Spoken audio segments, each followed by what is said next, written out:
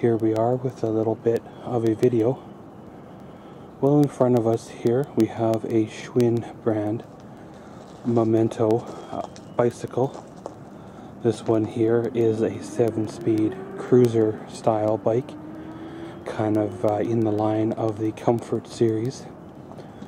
One thing I like about this here bike is the simple design. No suspension or anything complicated like that. It does have 7 speeds, enough to travel around town on bicycle paths, paved surfaces and things like that. But it doesn't have 21 speeds and other things to add extra weight. Well, you may remember this here bike from about 3 years ago is when the first time it appeared, well, on camera. The customer picked it up. I did a retail once over on it. Found a few things that were wrong with the bicycle due to the, well, high pressure, high paced, get her in, get her done, get her sold of the assembly, and got those fixed for the customer. They've had a few issues with it, like stuff breaking or wearing out, or wanting things changed to a little better quality. So I've done all that as well. Well, of course now there has been a little bit of an issue. Last summer when they were riding it, there was an accident where another driver didn't see the rider of the bicycle and knocked them off the bike. Now, of course, when there's a collision like that, there's obviously damage to, well, the person from hitting the ground, which in this case they were very, very lucky that, well, it was just a bump. It could have been a lot worse. The bicycle, took its fair share of damage. One of the most obvious casualties is the, rear brake lever. Just cheap, pot metal snapped off. There is a few, abrasions and bruises.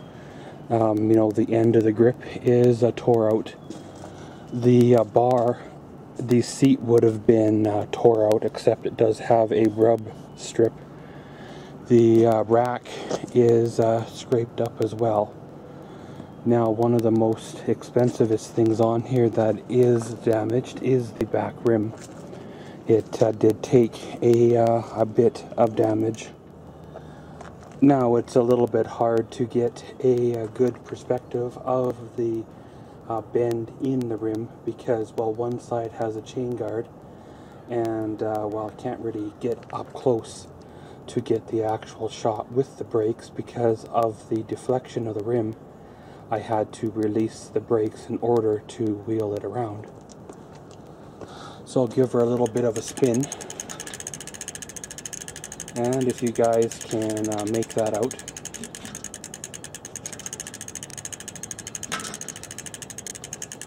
There's probably a good 1/4 inch to maybe even 1/2 inch of bend there. Now, a good bicycle shop could probably true that rim to the point where it is acceptable, usable. However, I believe the customer this time around would like the rim changed out completely and start all over new again. Now, of course, they would like 2 new tires and 2 new tubes on this here bike, even though both the tubes that are on here are still in perfectly good shape.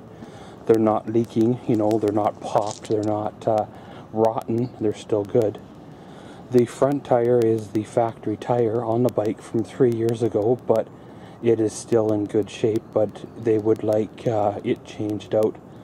The back tire has been changed out once already, not by me. I think they might have had somebody else work on it, and they put a 26 by 230 tire on it, which is way oversized for what the bicycle was meant for, which they would like it changed out to, well, more of a factory size. So we can accommodate that as well. What I'm probably going to end up doing here is having this a two-part video. In part one, which of course is this part here, kind of do the assessment, drop the back wheel out of the frame, check to make sure that there is no other damage to the frame, like, you know, bends or cracks, because again, you know, with an impact, especially a vehicle impact, things can happen. And if the back rim cannot be trued, then we will buy a new rim, and in part two we will assemble all the new tires, the rim, the grips, you know, brake levers and all that stuff. Now, I did a rundown on the parts for this here bike for the customer. Now, in order to get the parts that this bike needs and to put it back on the road, it's going to be close to $200 in parts. And however, you can buy a new bike like this for just about another $60 to $80 more.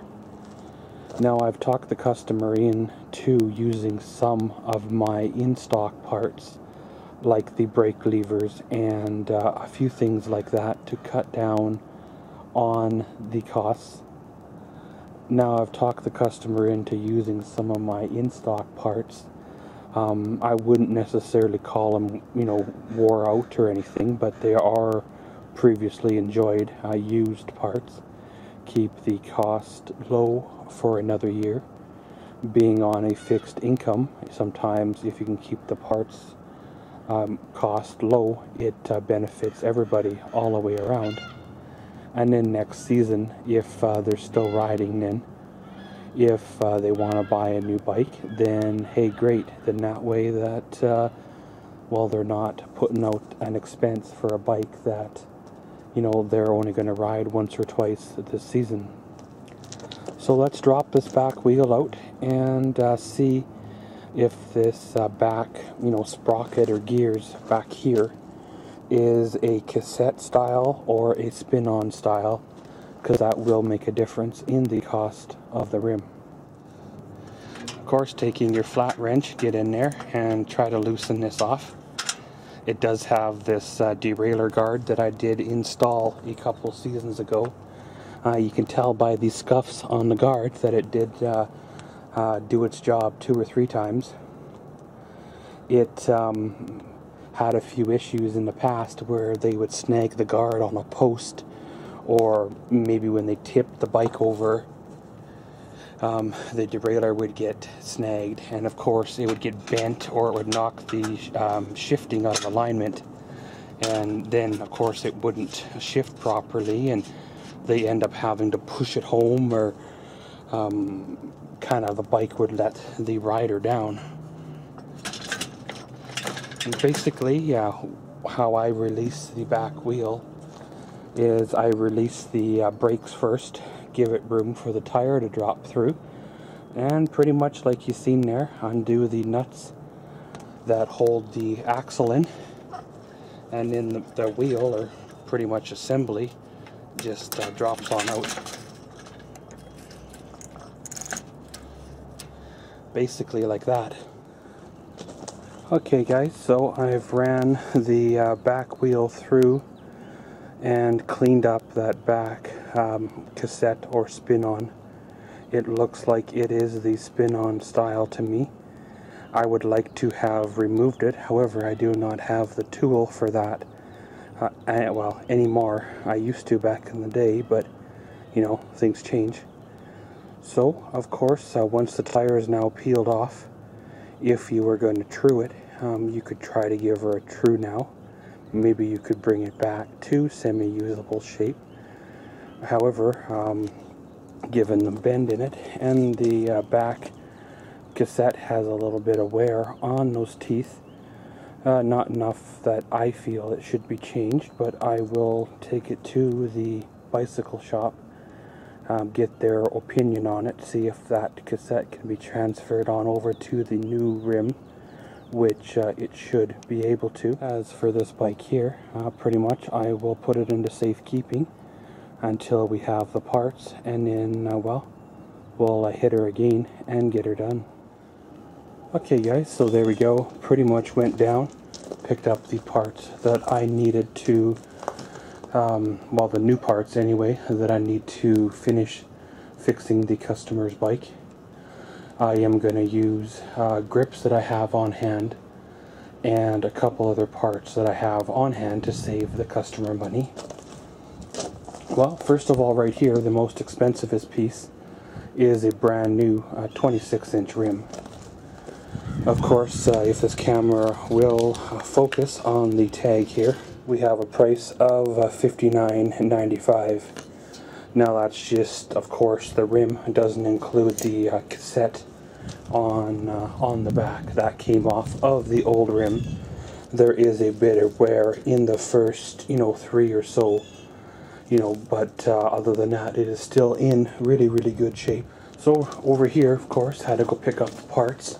The bike shop's price were, well, crazy, and the customer didn't want to spend, that much. So went down to Canadian Tire, and as you see there, spent about $57.96 on parts, which pretty much consists of 2 tires that are in a box, and again 2 tubes that are in a box as well.